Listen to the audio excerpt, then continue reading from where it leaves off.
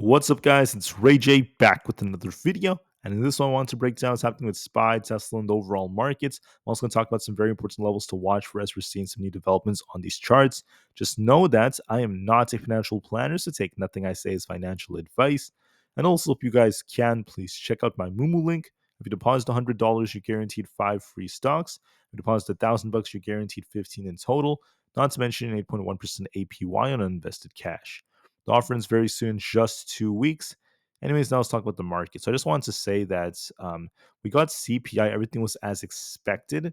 However, we saw inflation for all items at 2.6%. This is what we were expecting, but it is a slight increase relative to what we saw previously. And that's part of why the market saw a bit of a dip. So the market saw this nice pump right back up before it started to dump again, and now it's getting bought back up again. So a lot of sideways price action. These wicks are establishing our range of the day. So basically, when SPY is at 595, it's getting bought back up. And when we hit 599, maybe a little bit under 599, we do tend to get some rejections. That's what SPY is doing right now. I do want to mention that the trend technically is it started off a little bit more bearish, but then it's shifted. So we had a high here, right? We came down, we made a lower high, and we consistently made lower highs, which tends to show that the trend was bearish. However, relative to this low right here at 594.5, what happened was we made a higher low here.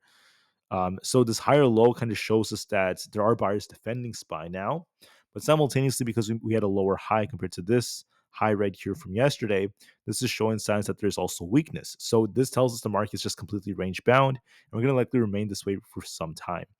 We need to break past 599.5 to turn bullish. We have to lose 595 flat to turn more bearish. Otherwise, we're just trading sideways between these ranges. I think that's all SPY is doing for now. So keep these levels in mind. I know that a lot of people tell me that, oh, they know that the market's range bound, this and that. Well, the important thing is I'm not just saying that. I'm also giving you guys the levels to watch for in case we do get a breakout. But for now, I do see SPY just trading sideways in a range. It might shuffle into 598s for some time, but we're just range bound. On ES, okay, we have a tendency of rejecting off the 6,030 area, and we tend to get bought back up around 59.92, so very close to 6,000. We're range bound as well on ES, which is what's dictating SPY right now. So I think we're going to likely continue this range for some time. I'm not really expecting too much for now.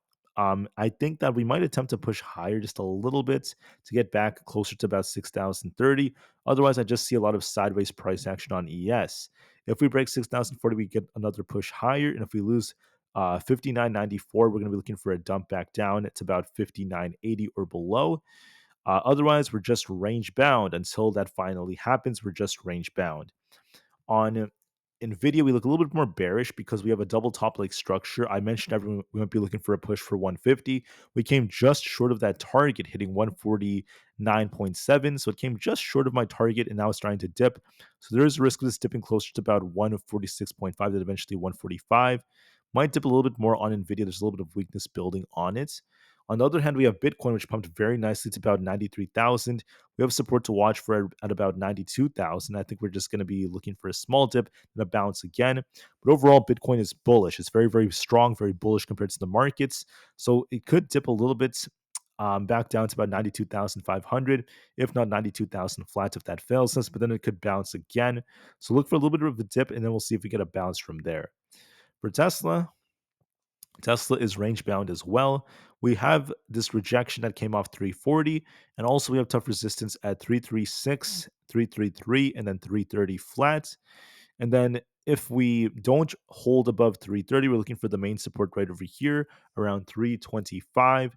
And if that were to fail us, we're looking for essentially 321, not to mention lower levels. So I think that we're just range bound between 330 and about 320, going back and back and forth for Tesla. It is attempting to rebound here, so we'll see if we can reclaim 330 or not. Otherwise, I just see a lot of sideways price action. It's kind of boring for the time being. I do want to call out, despite that, Tesla does have lower highs being made. So we had a high here, came down, made a lower high, came down, made a lower high, came down, which makes me think that there is a risk of Tesla coming back down to about 312 soon. So just keep that in mind, guys. There is that risk of downside. Be very, very mindful of that. For NQ, same thing, basically. We had a high here, came down, made a lower high, came down, made a lower high. So if we end up losing 21,092, we're looking for a dip back down towards 20,050.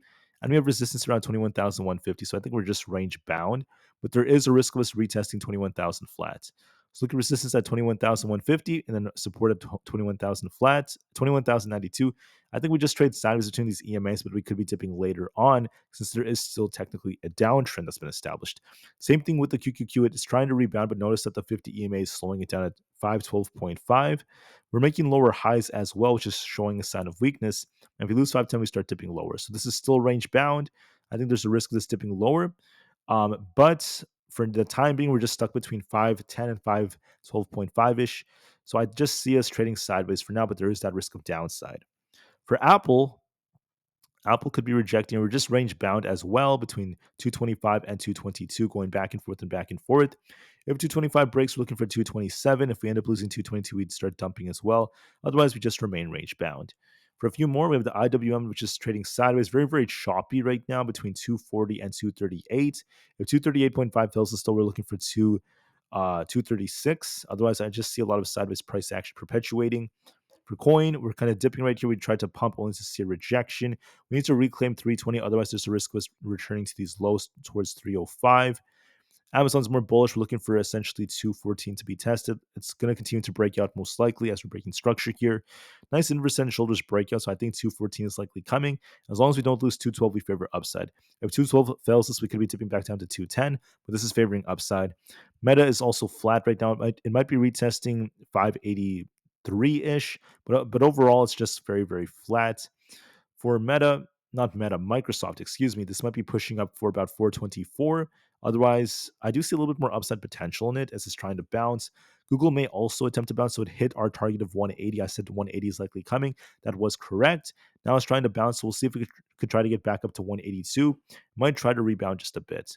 With that being said, let's talk about Palantir. I think that's going to be the last one I talk about. I called out 64 as a potential target if we broke past 63, but we came short of 64. We're actually shuffling now in the 63 area. So I think we have resistance at 63.25, and our main support's now around this 62 area flat. So I think we just trade sideways for the time being until we see new developments. But with that being said, guys, I thank you all so much for listening. So I hope you guys have a great day. SPY is holding up very, very nicely, but it's still in our range. So we'll have to see if we break out of our resistance to break the range. Otherwise, we're just stuck in the range. With that being said, thank you for listening. We'll see how the market does, and I'll be back in a couple of hours to give you guys another update again. Hopefully within the next 3 hours, I'm back. Until then, watch your levels very, very carefully. Please know that I'm not just saying the market's range bound. I'm talking about the specific levels. And if we break particular levels, you could even see it in real time. You will see an even bigger move to the upside or the downside, right? That could happen. That's why you need to know the levels. And that's why I wanted to go over them real quick. All right. So thank you for listening. Have a good day and peace out.